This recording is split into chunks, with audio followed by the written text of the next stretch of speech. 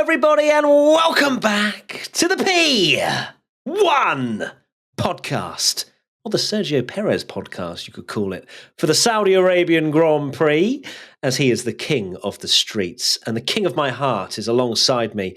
Once again, my co-host, Tom P1 Bellingham. You can find him on all good platforms. Actually, no, only on Twitter. I'm pretty sure we're called loads of different things on different platforms. Anyway, hi, Tommy. Saudi Hello. chat time. Indeed, yeah. Sergio Pérez got his redemption, didn't he, for last year and getting screwed by the safety car, but not quite lights to flag, but almost. Almost, indeed. But he is now 1 point behind Max Verstappen, although we thought maybe he'd be the championship leader, and that would have been a saucy little title. But instead, they ruined it. But before we get into any more of this podcast chat, we need to talk about a 5-star review, which we do every single time. If you want yours read out, please leave us a 5-star review and let us know why you love the P1 podcast. It helps us out massively. I can't tell you how much a review helps. So if you would love to do that, please do. This one comes in from Pepite48. To be honest, I never really knew you before, aside from a few videos I watched on your old platform. But now I really feel like you are finally free to do your own thing, and I'm completely in love with that. You have officially rocketed up to number 1 in my F1 podcasts. Hello, Pepe. You're feeling the vibes. I'm feeling the vibes, even if Ferrari did finish 6th and 7th today. But we move to the Matt's most memorable moment. Loads of M's. That's 4 M's. I love a bit of alliteration. And mine is Alonso does an Ocon. Well, I guess we talk about the entirety of Fernando Alonso's Grand Prix and the highs and lows, I suppose.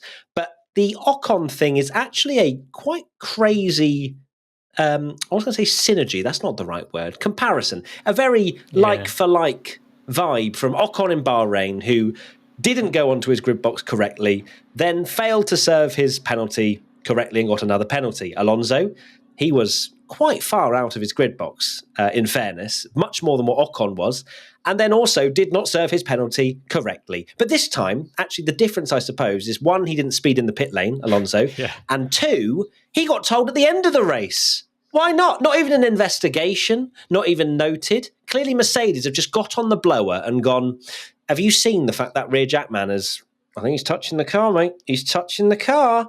And then the FIA have probably gone, we probably should have seen that. Penalty. And it's a 10-second penalty, not even a 5, which means he gets demoted to 4th. Yeah, that's pain for Alonso. You called it, to be fair to you, in our watch along. You saw it straight away that he was out his grid box, and they made a quick decision on that, but they did not make a quick decision on the second one. Alonso was popping off in an interview saying that, why not? You had 35 laps. It's not like there was loads of crazy things going on in that race that they needed to sort out, given the penalty, because as soon as that whole 5-second thing came up, we were confused. We've still actually not got any clarification at the moment of what the penalty is. It's believed to be the jackman, but there's also confusion that it could be because he served the penalty behind a safety car. And the FIA haven't even clarified it yet. Make of that what you will. Just FIA things. Yeah. But either way, you can understand Alonso's frustrations, because as soon as they said, right near the end of the race, and Mercedes came on the radio and said, we think he's got a penalty, Alonso pulled a 5-second gap. It was very close, but he believes that he could have pulled a 10-second gap, but he didn't get that opportunity. And unsurprisingly, he's miffed that they had 35 laps to let him know, and he could have at least tried it. Exactly. And of course, Fernando is going to say in an interview, well, I could have pulled 11 seconds, no problem. Just asking you, I shall deliver. But at the same time, 35 laps is a long time in order for you to push the car just that tiny bit more, that extra percent to gain a 10th a lap or whatever that you need to extend that to the right amount. So not happy, at least from my perspective, and I'm not even a massive Fernando Alonso fan. I just like the fact he's 41 and being a beast. I can only imagine the passionate Fernando fans out there and how they must feel. Although, to be fair, in the interview that Fernando had in post-race, he wasn't actually that bothered. He kind of just still feels like in his brain he's had the podium, because he went up there, he had the champagne, he had the trophy for a little while, and he said, oh, well, I've just got 3 points less.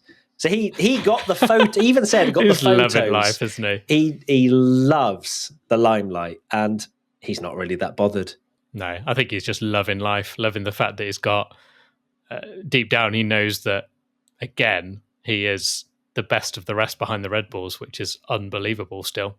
And just living the dream. He certainly is. Question from Andre Sommers. What's going on with these 5-second penalties not being served correctly in 2 consecutive races? And how come they can't give that during the race, or at least before the podium?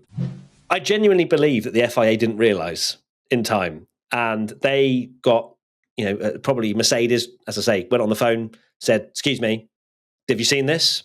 And then the FIA probably went, no, we haven't. We're checking, maybe a bit of Ferrari vibes there.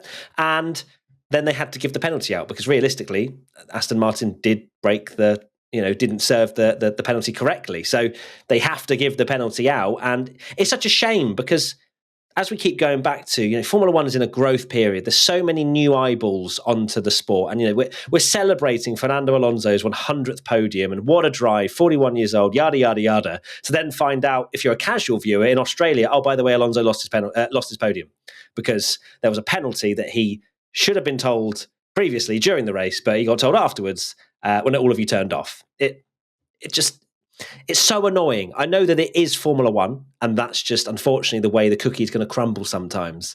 But it just feels like a lack of competence in some ways from the FIA. It does. I'm wondering if they're now clamping down on it more since Ocon had his penalty, that they're maybe trying to police it more. But then you mentioned that it was never a thing until Mercedes sort of noticed it. So I wonder if someone on the pit wall, because there was not a lot going on, that someone at Mercedes could essentially just sit through the footage with a stopwatch and go, oh, pretty sure that's 4.9 seconds there that he's served before that Jackman touched it, or zooming in on the footage and stuff. So it's one of those things where I wonder how much this is going to get policed a lot more. I wonder if teams are now going to start to maybe just give it an extra half a second just to be safe, or because just don't touch the car.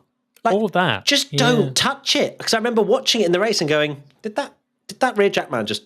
I'm pretty sure he just touched the car. He had plenty of time to Russell as well. It wasn't like it was close. Yeah, it wasn't. He was racing him out the pit lane. Exactly. Right? So very strange, but this is it. And I think maybe there's got to be some tweaking because we can't keep having incorrectly served time penalties. Yeah. Also, try telling a Formula One team that 0.1 of a second doesn't matter. They are. True. It's ingrained in their brain. They're literally working away at factories for 100 hours just to gain that time. So they're not going to want to lose it in a pit stop. But that's the risk you run. Certainly do. Tommy, what's your most memorable moment?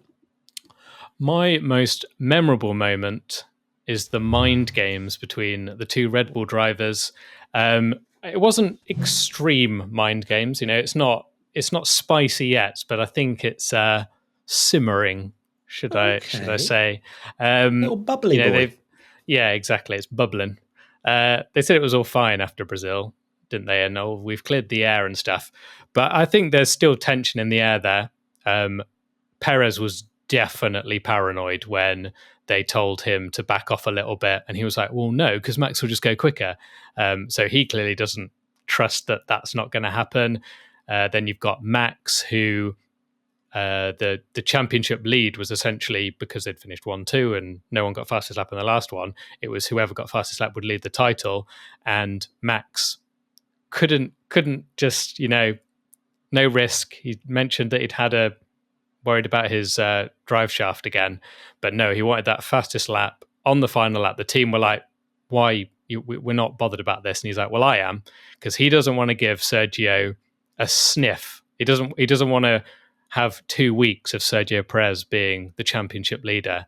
It's all about those mind games. And we didn't quite get the spice because Max didn't, catch him up. But I think it might just be the little sprinkling to set it up.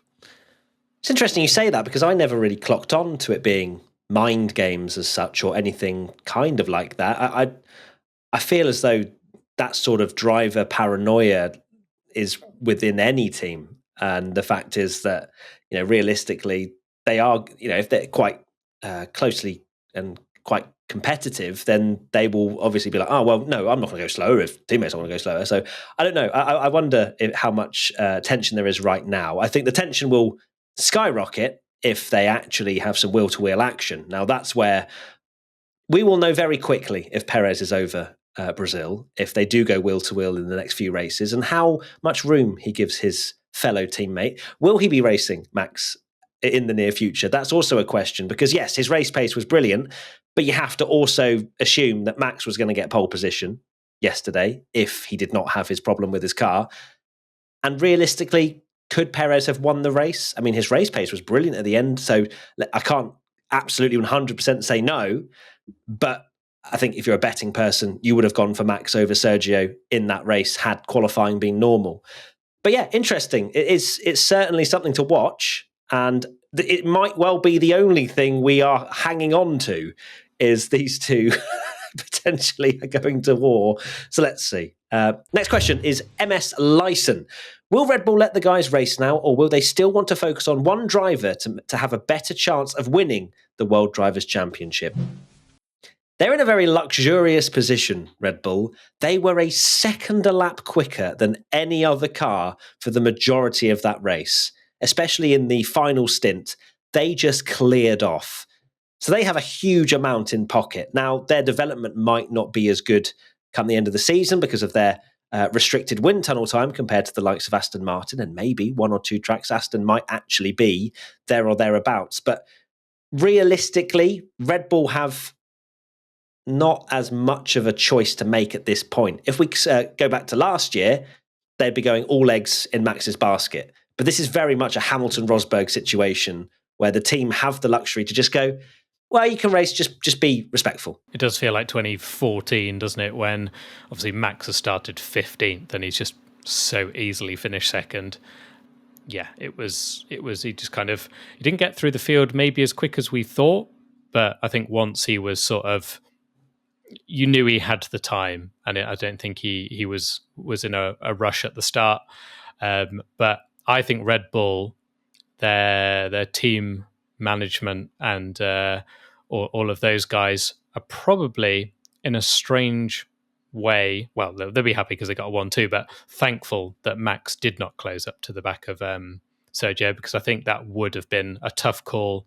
They'd have had a headache to decide, because in previous years, last year Baku comes to mind, where they said don't fight him because they were fighting Leclerc, but when they're 40 seconds up the road and a second a lap quicker than everyone else, they don't have that excuse anymore. So that's going to be really interesting when we do see that.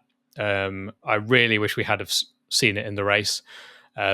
Generally, not just because I'm a Max fan and obviously would have liked to have seen him won. I wanted to see that battle. I didn't actually mind who won. I really wanted to see Max get to the back of him and seeing Sergio defending, what the team would have done. Would they have tried to call it off? It would have been fascinating, and it is a big shame that we didn't get to see that. And I think a lot of people, us included, assumed that we were going to see it. With 25 laps to go. As soon as the safety car came out, I think we both said, well, this is it, Max has won. Yeah, exactly. And he's in a great position. He was fourth at the time, I think. He dispatched of Alonso on lap 25 and had free reign for 25 laps to catch Sergio Pérez, and he didn't. So that in itself, you have to commend Checo's performance, because it really was up there, and he's really a street circuit king. So I'm not sure he'd be able to do that in Bahrain, for example. It seemed like Max was very much clear there. Let's go to the next question. Jada Knock. Do you think Red Bull actually want Checo to battle Max this season? I could see Perez doing a Rosberg if the timing lines up. Sounds very much like what you kind of thought, Tommy, that maybe Sergio Perez sneaks the championship. Why don't you go? Because I've been listening to the podcast feedback and they don't want me to go every time first. So, Tommy, why don't you give me your original thought and then I'll follow you? How about those apples? Okie doke. Well, yeah, I said this yesterday, was it? About, this account could happen. Yeah, no.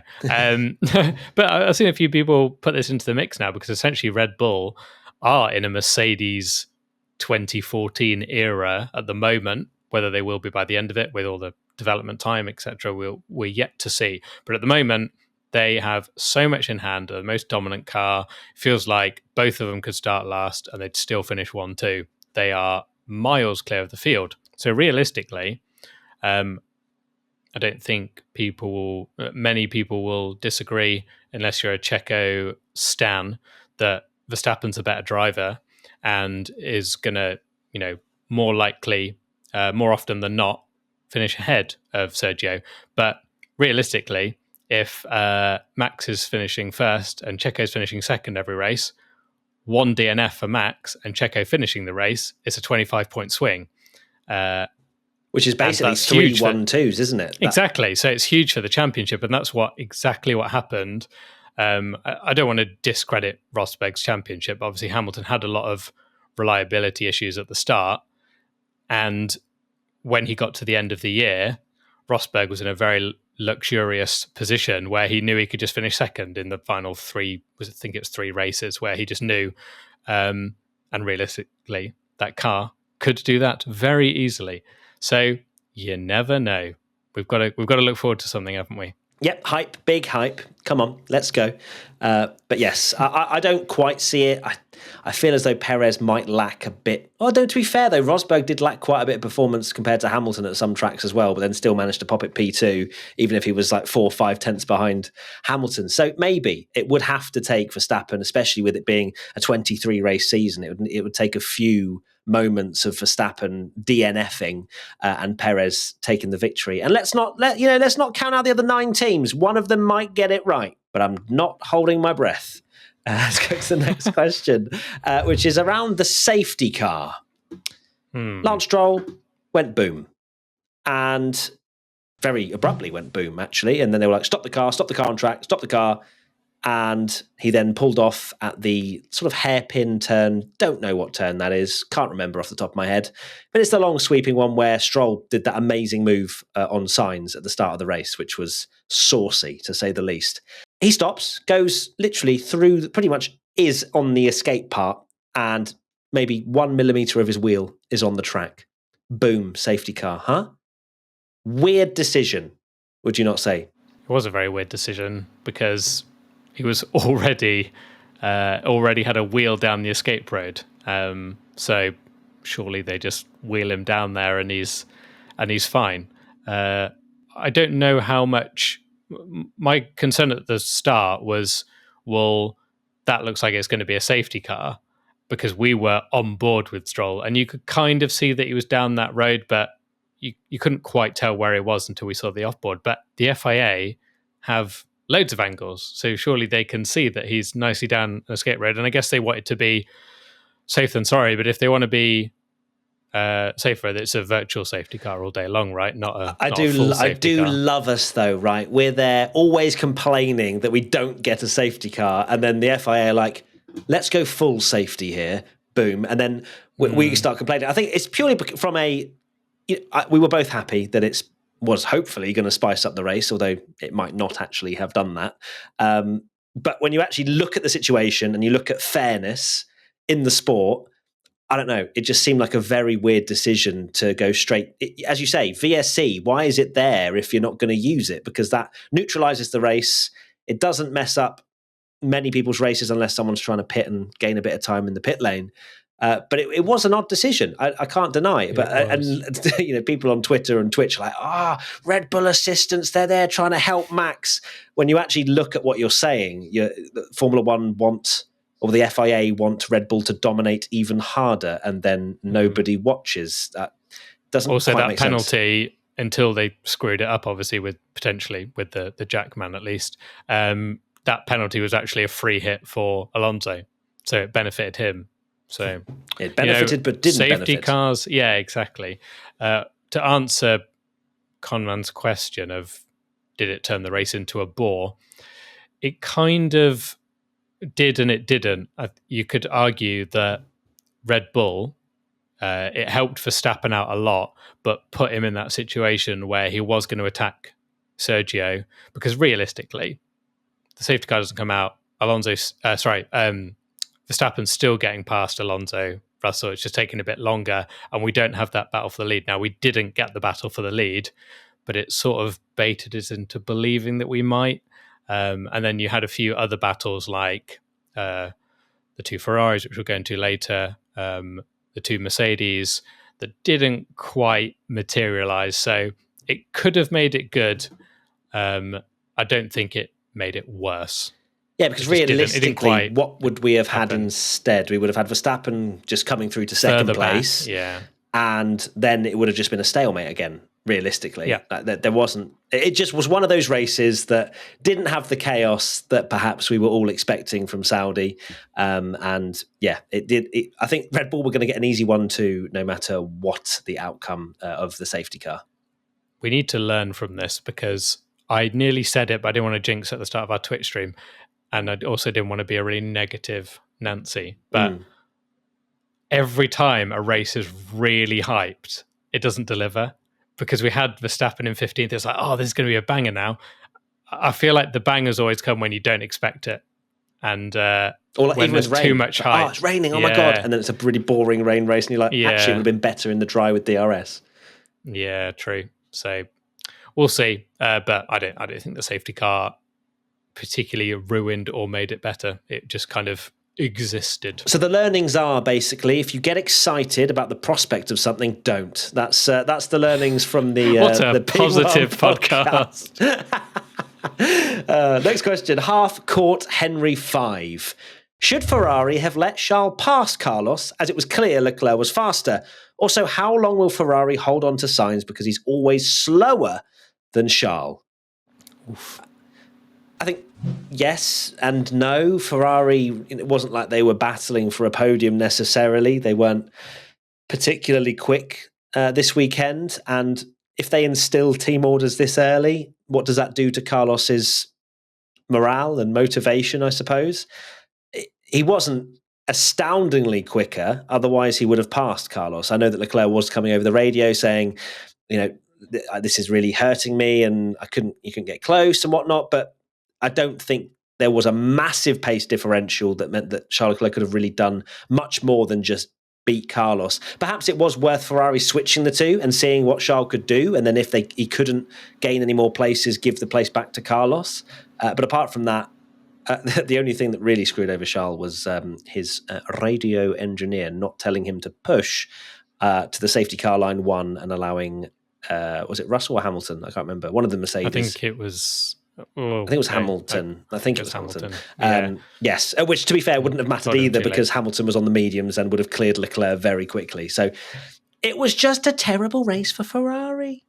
Even though it was good. Yeah, they did well with the strategy, right. But then they had not much pace, and then just kind of chilled in 6th and 7th, which is just not where anyone. I mean, not where I want them. Well, they got screwed by the safety car immediately because they had actually done. We had a very rare situation where we get an overcut where you stay out and actually are better than normally. You pit early, get on new tyres, and you're so much quicker. But the hards were not great, and that allowed, I think it was Sainz, wasn't it, that overtook Stroll quite easily doing that.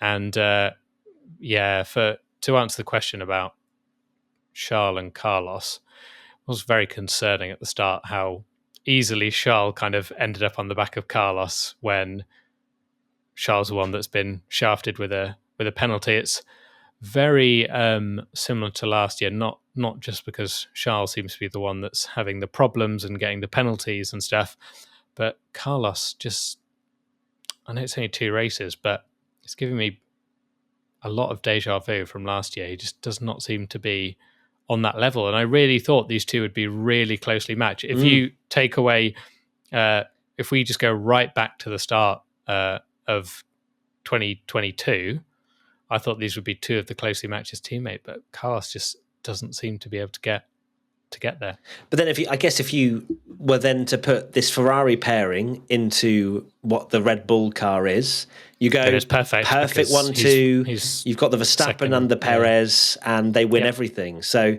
I don't think Sainz is bad enough that you can start questioning his performances and whether he deserves to be in a Ferrari, because realistically, he still finished 6th.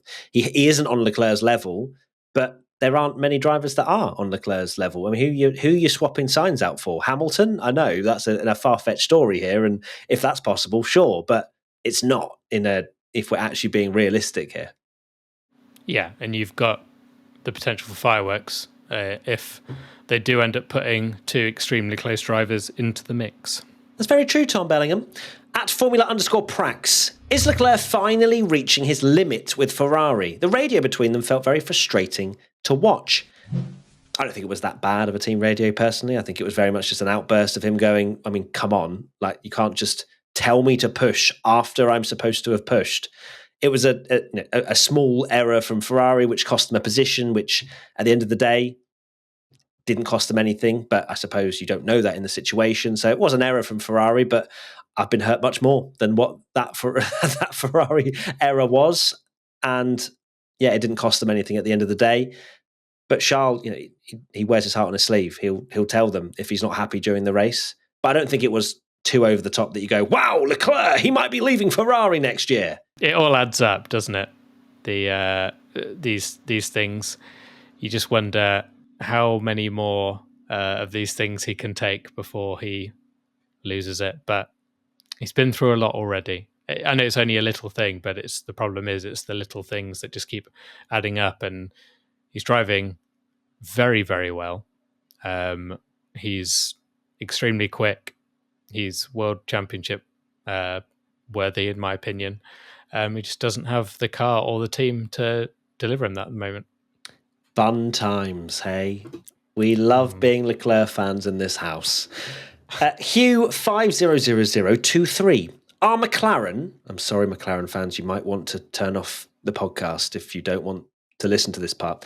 Are McLaren now treating Piastri as the number 1 after what we saw in the last few laps? No, I'm sorry, Hugh. Thanks for sending in your question. But no, I think they were on different tyres, weren't they, at the end of the race? I think all you can take from that is, 1, McLaren have a very bad car at the moment, and 2, Piastri is actually really good, and that those two together, when you have a decent car, McLaren fans, let's look into the future. When you have a good car, you've got a great combination of drivers to get a lot of points. That's how I see it. That's how I saw it at the start of the season before we begun, is that Piastri is another one of those talents. Maybe he'll be as good as Russell, Norris and whatnot. He'll have to prove himself. But they're a great lineup, and you just have to fix your car and then you'll see it. I can't believe we're saying that fair play to Piastri. He's actually had a good weekend, because realistically he was fighting at the back and McLaren were absolutely dreadful, and it was pain seeing those two scrapping over 16th or whatever it was. And both pit for front wings on lap 1. Yeah, exactly. So Piastri had a great qualifying, unlucky at the start to get a bit of contact, but holding his own against Lando, which Daniel Ricciardo did not do very often. Arguably one race which he won, you could even say. So let's not forget Mexico Piastri, on the old soft tyres. Oh, sorry, yes. Sorry, I know Danny Rick fans. I could hear the Danny Rick fans. Mention it. But Piastri, I said that maybe 6-7 races he'll be getting there with Lando, and fair play to him. He's looking pretty good already. And that's all he can do, right? Even in a terrible car, to prove himself, he just needs to match or beat his teammate. Yeah, so actually, the whole this whole narrative of Piastri is going to change. One week we'll be like, oh, I should have gone to Alpine, and the next week he'll be like, oh, actually, no, McLaren. Because I guess the good side, even if McLaren are washed, and they are very washed right now, we said if he manages to be even on Lando's level, he's going to look an absolute legend, and everyone's going to go, wow, Piastri is actually really good. And I think he very much did that this weekend. He got his elbows out to him as well, didn't he? He did. Trying to pass Lando into the last corner, then they're jostling around a bit, then he does eventually get past Lando as well. And tell me the last time we saw Danny Rick do that. As much as I love Danny Rick to absolute pieces, When did we really ever see those two go wheel to wheel on pure pace? Hardly ever. Yeah, not in a battle, no. So, good job, Piastri, even though it might not feel like it because you were battling Logie Bear for what was, I think, 14th. So let's ignore that one. We now move to biggest winner. So this can be a driver or a team. And I have gone for, no, it's not Red Bull, Aston Martin. I feel like they are a big winner. Don't you make that face? What are you making that Stroll face literally for? retired. Yeah, listen. Just let me... Okay, go on. Look, I'm trying to be different, okay? Going for Red Bull is boring, okay? I am saying Aston Martin, not because Alonso got a penalty and Stroll DNF'd, but I'm talking about the pace, okay? Bahrain could have been an anomaly. They could have just got it right with the setup and it's a one-off fluke. I think what Saudi proves is that they are here to stay for the entire year. They've got a huge amount of wind tunnel time.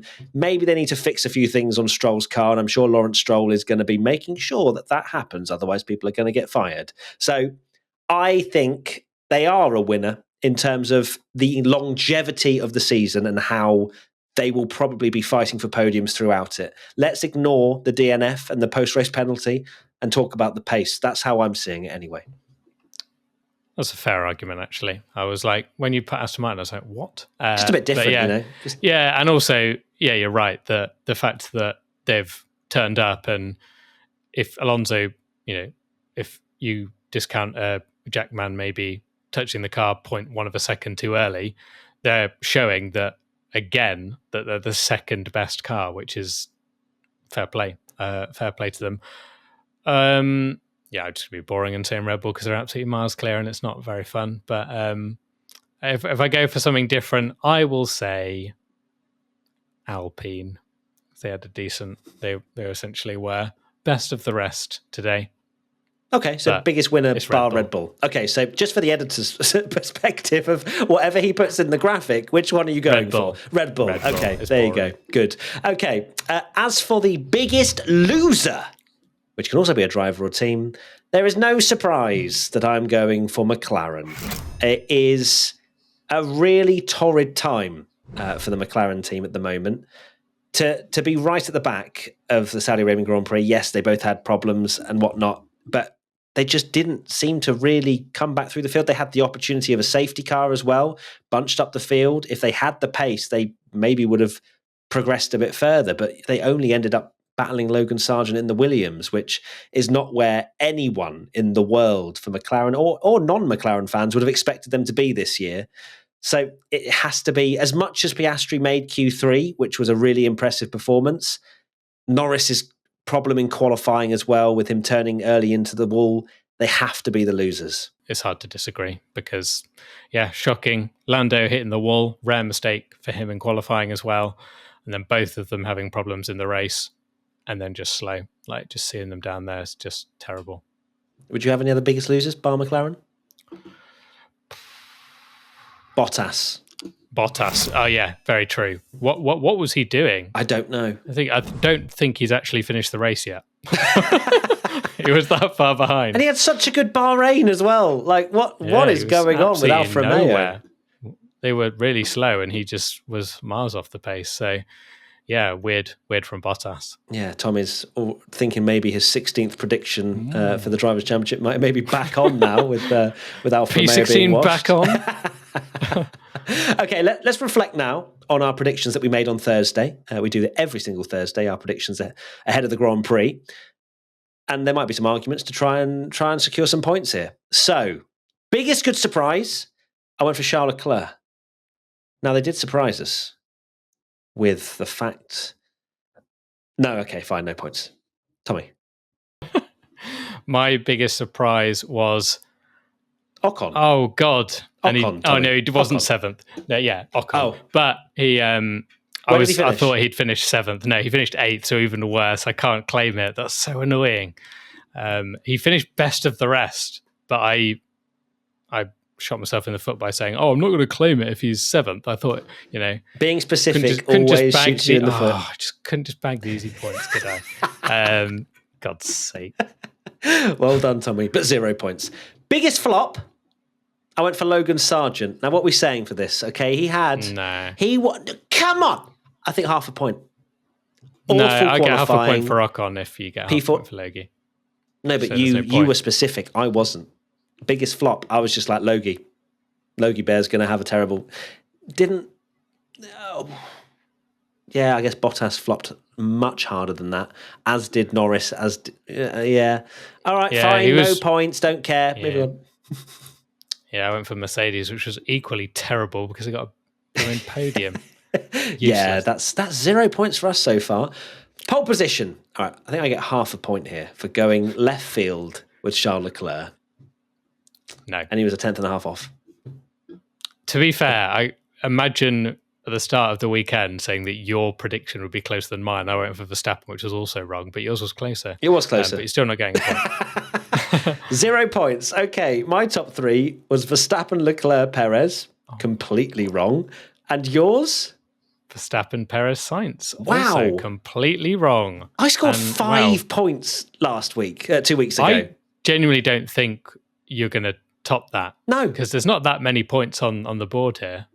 And our one crazy prediction. Now this, I am arguing for half a point because the FIA because the FIA are just jokes. They're absolute jokers. I went for no safety car.